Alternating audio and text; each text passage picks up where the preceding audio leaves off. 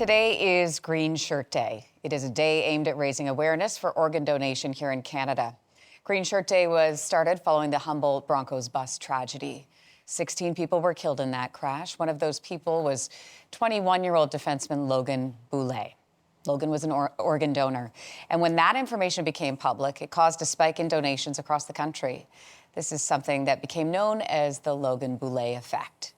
In the years following, Logan's dad, Toby, and his mom, Bernadine, have poured their pain into purpose, creating Green Shirt Day and talking about their son's legacy every chance they get. Today, April 7th, is a day the family dedicates to celebrating Logan's life. I had the chance to speak with Toby Boulet last week about Green Shirt Day and about the son they miss so dearly. Toby Boulet, good morning. Good morning. Now, before we get into Green Shirt Day, I really would love to hear more about Logan. You know, on the ice, I know he was a defenseman, but I'd love to know what he was like off the ice. I understand he was quite artistic. Well, first off, Logan always wanted to be more than just a hockey player. He told us that the summer before the crash, but he was artsy, would put his art in a few different shows, created Darth Ager. It's pretty cool. He has got some of his art is framed up in some of the schools he's been in, that he went to the middle school and then the high school. He also played guitar. He was quite culturally aware. He would be the one that would be asked questions because he seemed to know the cultural and historical answers more than sometimes a teacher in the class. Him and his sister went to Paris and Belgium in 2017, sorry, got my years all mixed up. And they did some touring of art galleries with my sister who was there. And Logan was able to discuss the tonalities, the brush strokes, everything about the masters. And outside was waiting his Uncle Norm, who right after that, they went to watch a professional rugby practice. And he jumped in and talked about rugby. Oh, amazing. So well-rounded. Yeah. I'm curious about his musicality. What kind of music did he like to play and listen to? I don't even know what it's called. I would call it grunge, but I'm not really sure, like tragically hip kind of stuff. Oh. That's what he liked. He, in grade 7, they would play guitar grade 7, 8, and then in grade 9 they'd have wood gator stock. Their school is Lethbridge Lakey Gators, so they'd have gator stock. He played in gator stock, and he continued to play after that. And apparently, as I've been told, he would play music to his girlfriend and sing on the phone. Oh. But I never heard it. Oh, that's a good move. Yeah, that's reserved for girlfriends, right? Apparently, yeah. Are you musical? Is your wife musical? My wife is musical. My daughter played in the band. I'm not musical. Oh, lovely. No. I want to ask you about organ donation because I understand you and Logan did have a conversation. What did he say to you at that time? Rick Saget, his trainer, passed away on June 27th, 2017.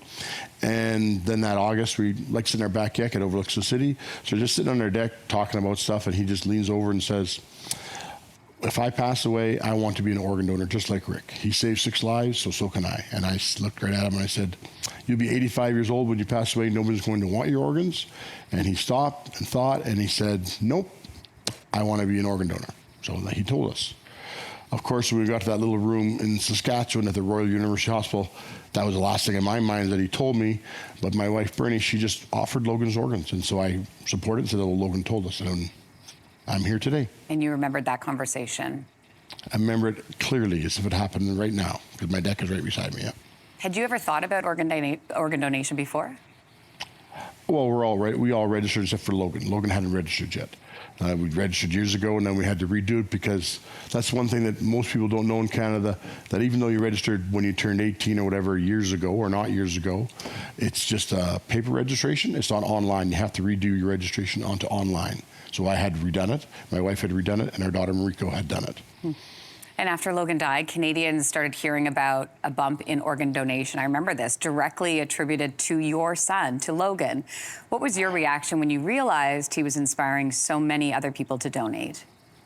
That was never our intention. Our intention was to get people to stop phoning us and texting us in the hospital. So we had our Logan's godfather just put something out on Facebook, and he did.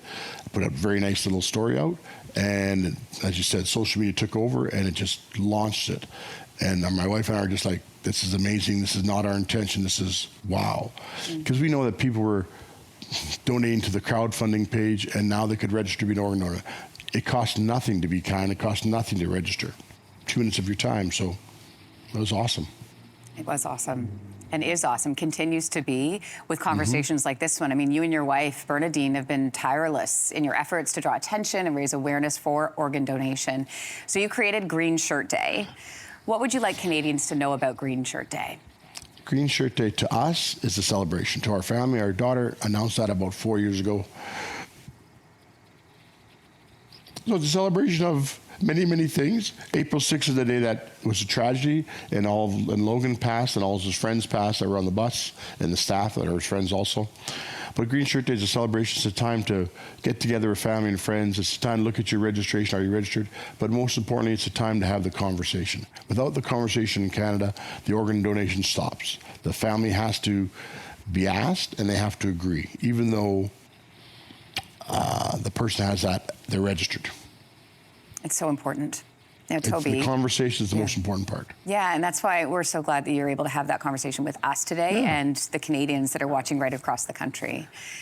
Toby, before I let you go, I did want to say congratulations to you and your family. I understand you've got a new addition to the family. Your daughter had a baby. Your grandparents? Yes, she's happily married, and they had a baby on December 30th. Her name is Parker Logan, and her hyphen, her last name is Boulet. So she's Parker Logan Boulet. Sometimes you call her Parker Logan, but mostly it's Parker. How beautiful that they included Logan's name in that. What's it like to be a grandfather? Well, I've had a really bad cold for like a month, so I've just been allowed to touch the baby as of 2 days ago. So it's been awesome looking, but it's quite a wonderful experience. We were hoping for a while, and then everything worked out. So my wife is, besides being gone for Green Shirt Day stuff, she's always over there visiting, helping, she calls it. I just call it visiting. But no, she's helping. That is very much appreciated, coming from somebody with a couple of kids myself. Yep. Toby Boulet, thank you so much for taking the time to share Logan with us this morning. And thank you for asking for me to share. We love to share. We get to talk about Logan. It's awesome. Thank you very much. Have a great day. And we'll be right back.